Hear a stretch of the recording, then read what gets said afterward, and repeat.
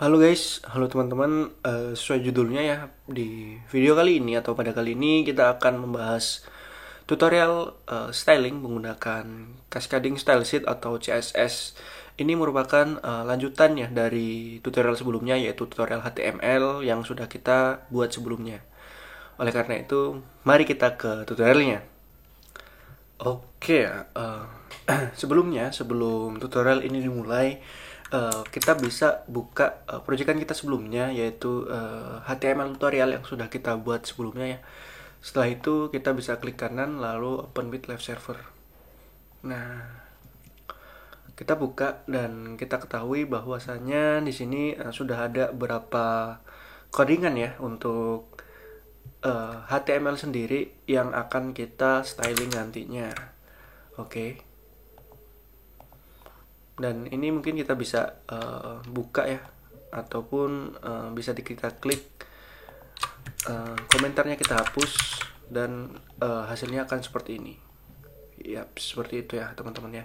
Selain itu ya, sama seperti sebelumnya, kita akan melakukan di sini ada teori dan di sini ada implementasinya langsung. Oleh karena itu kalian bisa mengikuti ya apa-apa aja yang kita akan lakukan untuk di tutorial kali ini. Oke, kita lanjut. Di sini kita akan membagi ya 6 bagian, dimana untuk yang pertama itu adalah introduction atau pengertian dari CSS itu sendiri. Yang kedua ada basic syntax dan display, dimana untuk basic syntax ini merupakan aturan penulisan yang paling sering digunakan ya. Untuk sintak-sintak yang lain mungkin bisa digunakan, tapi agak jarang ya teman-teman ya. Selain itu ada display. Display itu bagaimana sih cara kita menampilkan display itu, baik itu secara grid ataupun flag, nanti kita bahas sama-sama. Yang berikutnya ada selektor, dimana untuk selektor itu merupakan jenis ya, itu tipe-tipe apa aja yang dapat dipanggil oleh si CSS itu nanti. Yang keempat ada unit, dia itu merupakan satuan-satuan yang digunakan di dalam CSS itu sendiri. Yang kelima ada responsif ya, dimana untuk responsif sendiri itu merupakan styling yang mengatur media ataupun ukuran layar tertentu. Jadi apabila kalian mengakses website tersebut menggunakan layar desktop maupun mobile, itu akan berbeda ya teman-teman ya. Yang keenam itu ada DRY atau dry ya.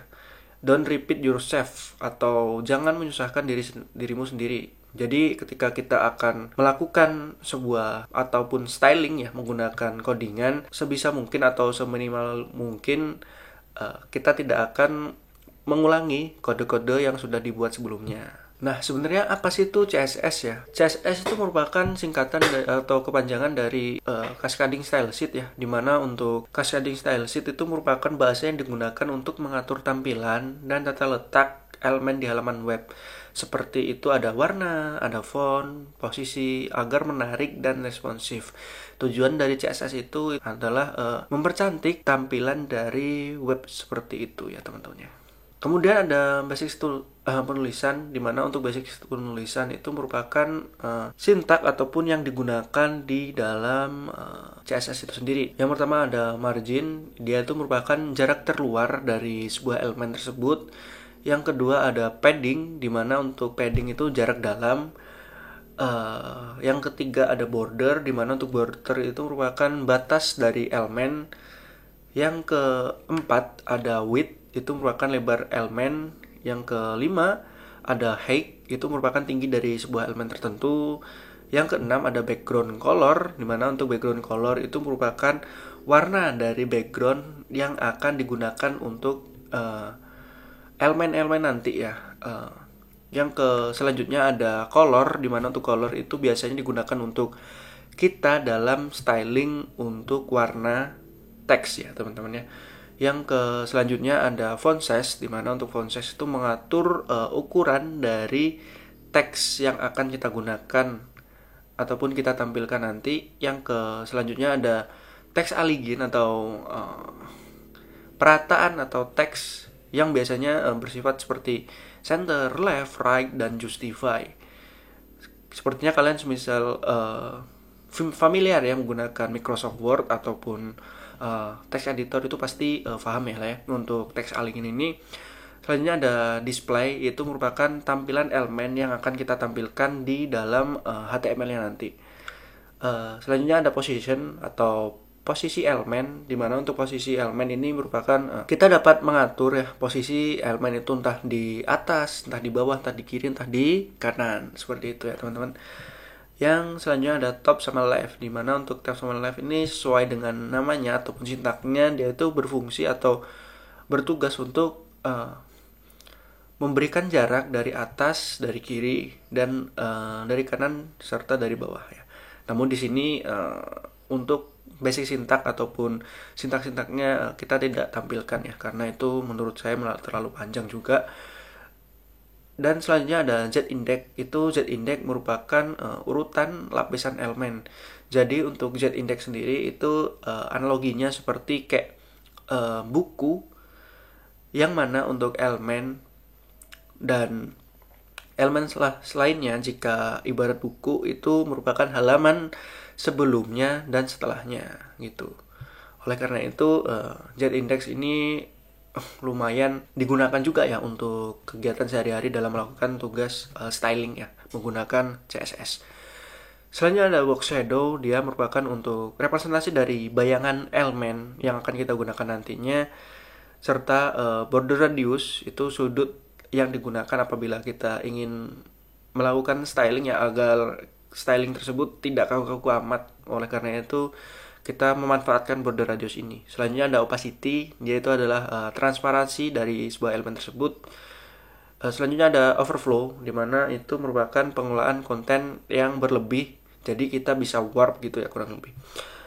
Selanjutnya ada visibility atau visibilitas elemen yang sudah akan kita gunakan untuk apabila elemen tersebut di display desktop itu blok ataupun ada, itu visibility-nya kita diatur juga. Dan selanjutnya ada transition, atau ini biasanya berkaitan dengan animasi dari CSS.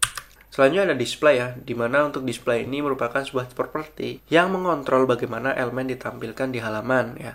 Ini menentukan apakah elemen akan berada dalam satu baris menempati seluruh lebar atau menggunakan tata letak khusus seperti flag atau grid. Nah, biasanya untuk display sendiri itu kita menggunakan display flag ya, serta display grid. Nah, itu tergantung preferensi masing-masing. Kalau saya sendiri itu biasanya menggunakan display flag. Nah, untuk display flag ini memungkinkan kita untuk mengatur layout secara satu dimensi ya. Contoh penggunaannya seperti ini guys. Ada dot container, itu artinya kelas yang akan kita bahas selanjutnya. Di sini ada display, itu kita definisiin display apa, serta justify content, align item, flag direction, sama flag word. Di sini jangan bingung, jangan pusing dulu. Nanti apabila kalian ingin menggunakan display ini, nanti kalian akan terbiasa sendiri dengan sendirinya ya teman-teman. Di sini ada display grid, itu merupakan sebuah properti display yang memungkinkan kita untuk mengatur layout secara dua dimensi. Nah, untuk display ini kurang lebih hampir sama ya, tapi dengan sintak-sintaknya itu sedikit berbeda ya. Dimana untuk display itu kita definisikan dengan display grid, dengan grid template columns, itu bisa repeat, terus row, auto, dan lain sebagainya. Nah, selanjutnya ada selector. Di sini ada bagian dari aturan CSS yang kita gunakan untuk menargetkan elemen HTML tertentu yang ingin diberi gaya atau diatur ya. Yang pertama ada tag, itu memilih semua elemen berdasarkan nama tag. Seperti yang kita ketahui, itu tag merupakan pembungkus atau elemen pembungkus dari representasi si HTML-nya itu sendiri ya teman-teman. Nah, ini merupakan representasi dari tag. Selanjutnya ada class, itu memilih elemen berdasarkan atribut class. Yang mana itu class itu sesuai namanya, kita berikan class. Lalu selanjutnya sebentar, apakah kelihatan guys? Nah, mungkin segini ya. Nah ini pemanggilan dari kelas ya. Yang selanjutnya ada ID, dimana untuk memilih elemen berdasarkan atribut ID itu biasanya bersifat unik guys. Untuk ID itu sama aja ya kayak gini.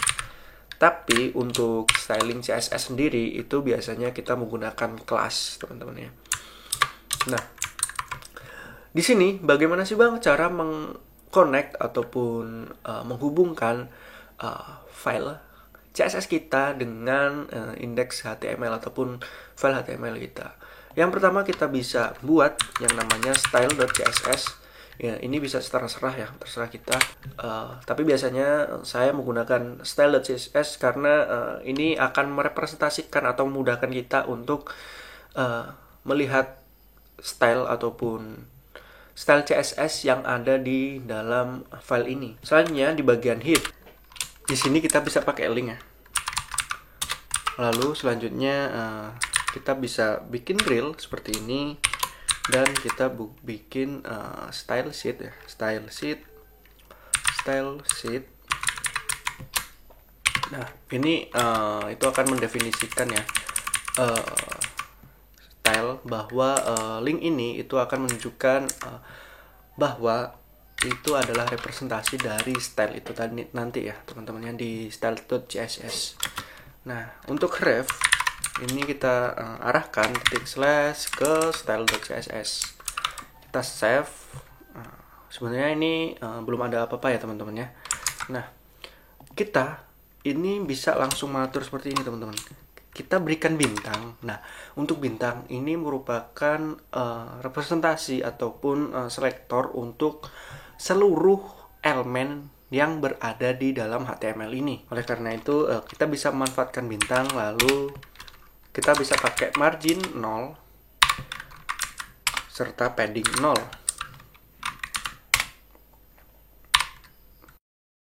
Sebelum itu, kalian bisa ini ya, bisa download ini guys, extension HTML CSS support. Ini menggunakan akan memudahkan kita ya untuk memformat supaya ada kayak semacam ini nih.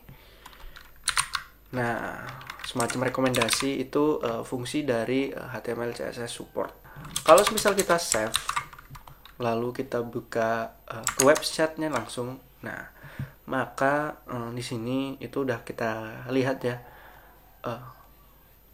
yang sebelumnya ada titik serta ada menjorok yang ke dalam itu otomatis hilang semua. Nah fungsi dari margin 0 dan padding 0 ini adalah dia itu bisa representasikan ataupun mereset style asal yang dari HTML-nya itu. Semisal di H1 ataupun LI itu ada titik-titik. Nah, itu akan otomatis hilang ya teman-teman ya. Oke, seperti itu. Nah, kalau misal kita hapus ininya, codingannya dari margin 0 sama padding 0, dia akan balik seperti semula. Nah, seperti itu ya teman-teman ya. Itu representasi dari margin 0, padding 0, agar kita mempermudah untuk melakukan styling yang ada di dalam CSS tersebut. Jadi styling ini nanti tidak akan terpengaruhi oleh HTML murni. Nah, oleh karena itu seperti itu ya teman-teman ya. Untuk selektor sendiri yang kita bahas tadinya, kita bisa manfaatkan 3 hal ya. Yang pertama ada tag, class, ID. Nah, itu yang sering digunakan adalah yang bagian kelas. Nah, untuk kelas sendiri kita bisa coba ya. Di sini sudah ada kelas. Nah, kita bisa bikin kelas baru yang namanya heading misalnya. Nah, untuk heading ini alangkah bagusnya untuk penulisan kelas itu tanpa ini ya, uppercase ataupun camel case ataupun yang lainnya. Lebih baik kita menggunakan heading yang seperti ini, jangan yang ada uppercase kayak gini guys. Nah seperti itu ya, supaya nanti kita dapat memudahkan kita untuk memanggil selektor yang ada di dalam CSS. Kita bisa bikin heading. Nah untuk heading ini kita bisa buat ya, kita buat font size. Sepertinya kita bisa bikin font size-nya yang 20-an ya, 22. Terus colornya kita bisa hashtag 33 ya, 1, 2, 3, 4, 5, 6. Nah seperti itu. Kalau misal kita balik lagi ya, Ini kelihatan ya teman-teman ya. Kalau misal nggak kelihatan, kalian bisa bikin text align. Nah, itu kita bisa ke center. Nah, seperti ini ya. Oke. Oke, selanjutnya di sini kita bahas unit ya. Untuk unit ataupun satuan CSS yang paling sering digunakan ini data dari ChatGPT ya teman-teman. Untuk ChatGPT, untuk datanya sendiri ini mungkin dari pengguna ya, data yang sering digunakan oleh pengguna dalam melakukan styling itu adalah pixel yang pertama ya. Nah, untuk unit itu biasanya digunakan untuk mendefinisikan ukuran berbagai properti seperti width, height, margin, padding, font size, dan lainnya. Yang pertama ada pixel. Untuk pixel itu merupakan satuan yang paling umum digunakan. Yang kedua ada rem atau root rem, itu relatif terhadap ukuran font element. Yang ketiga ada EM atau relatif terhadap ukuran font element induk. Yang keempat ada persen, itu merupakan relatif terhadap ukuran elemen induk. Yang kelima itu VW, viewport width, relatif terhadap lebar viewport layar. Yang keenam itu ada FVH ya, viewport height, itu relatif terhadap tinggi viewport. Jangan bingung untuk unit atau satuan CSS karena yang paling sering digunakan adalah pixel. So buat kalian yang pemula ya, saya sarankan untuk memakai pixel terlebih dahulu sebelum memakai unit-unit yang lainnya. Selanjutnya di sini ada CSS responsive, di mana untuk CSS responsif itu digunakan untuk membuat tata letak halaman web yang teradaptasi ya, beradaptasi dengan berbagai ukuran layar perangkat. Itu seperti smartphone, tablet, laptop, dan desktop. Jadi untuk sintaknya sendiri itu biasanya kita gunakan media, max width 576, terus font size 14, dan lain sebagainya ya. Seperti kalian lihat sendiri, ini merupakan cheat sheet ataupun kumpulan ya dari apa-apa aja sih sintak yang terdapat di dalam media query ini. CSS responsive itu biasanya kita gunakan atau kita sebut ya dengan namanya adalah media query. Yang terakhir itu ada don't repeat yourself, itu merupakan prinsip penting dalam penerapan style yang bertujuan untuk mengurangi duplikasi kode. Nah, di sini ada button primary, terus background color white, terus padding seperti ini. Terus di sini kita bisa menggunakan DRI ya, konsep DRI. Itu akan mempersingkat kita untuk menulis codingan selanjutnya. Nah, dibandingkan dengan button primary sesudah dan sebelum, itu bedanya di dalam konsep DRI atau DRI ya, itu ada button itu dipisahkan ya, dengan background colornya itu yang berbeda. Oke, seperti itu ya teman-teman. Nah, ini dalam konsep root ya.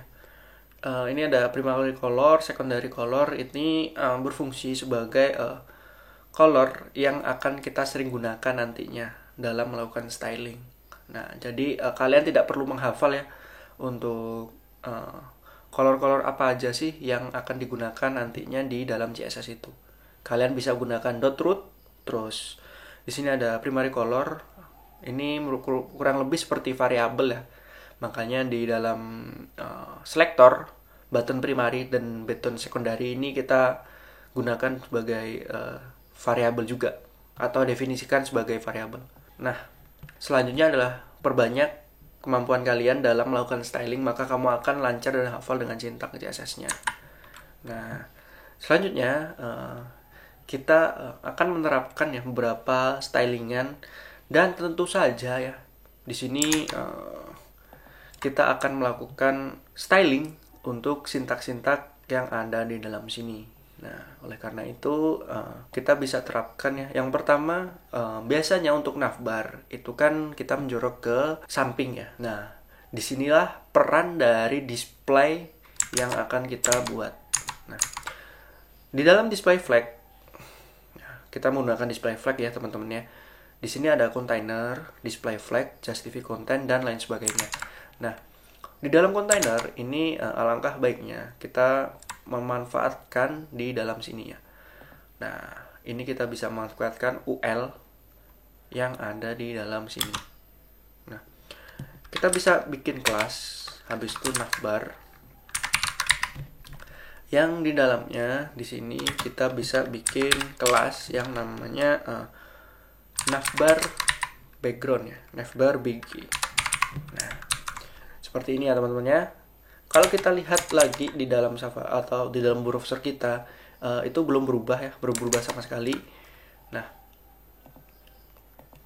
di sini kita bisa bikin navbar strip pg, lalu kita bisa bikin background color sesuai fungsi ataupun kelasnya.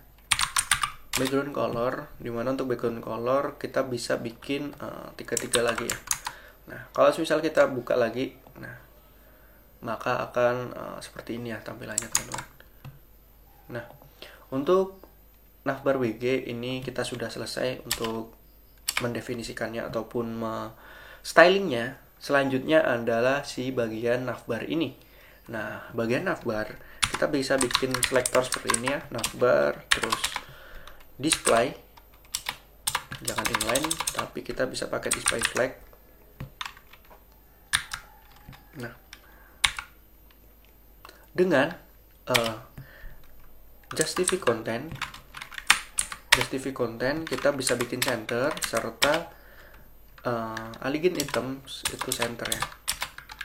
Nah, seperti ini kalau kita lihat lagi, nah maka akan teks itu akan otomatis di tengah ya teman-teman ya.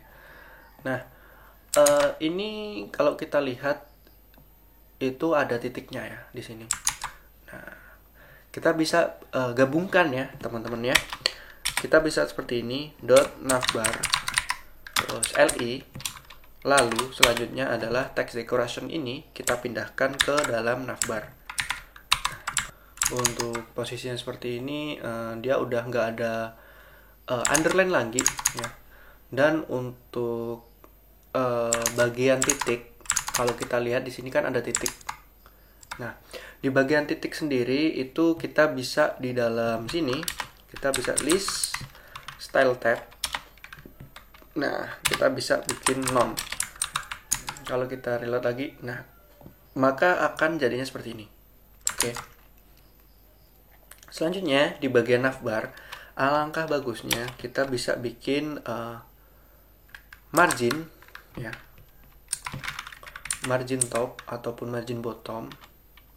Yaps, itu terserah ya teman-teman.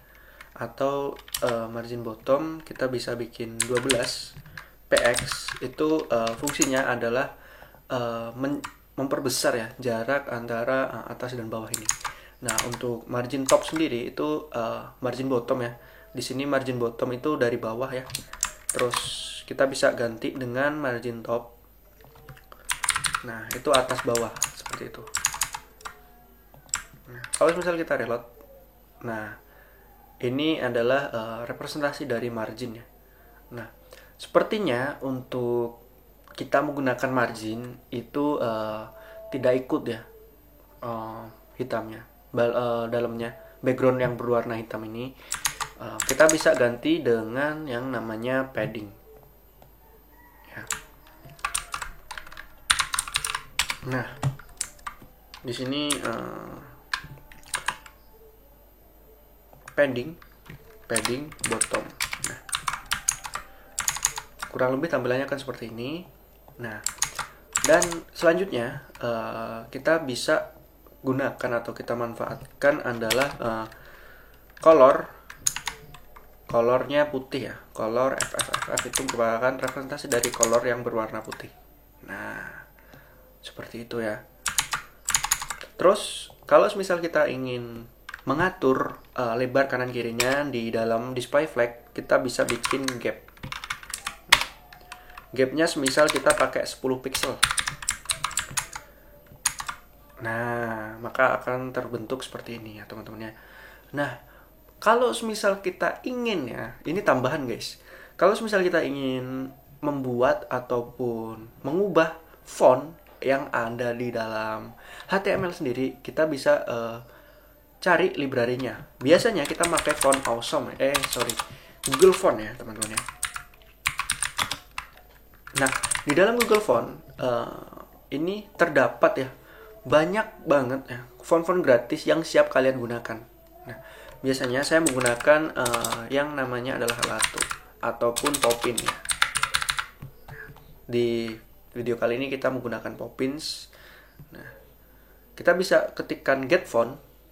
Nah, di sini kita bisa ketik get embed code. Nah, di dalam web kita bisa pakai yang namanya import. Nah, gini guys. Ya. Jadi import URL itu kita pastekan aja di codingan ini. Di codingan style kita save.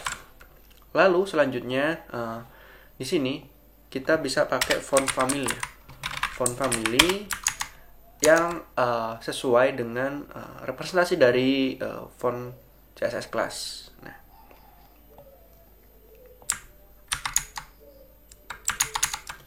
oke. Nah, seperti ini ya teman-teman ya. Kalau misal kita reload atau kita buka, maka akan yang terjadi ini. Ya. Maka seluruh font yang ada di dalam HTML ini akan otomatis berubah ya. Yang tadinya memakai font bawaan sekarang menjadi font Poppins.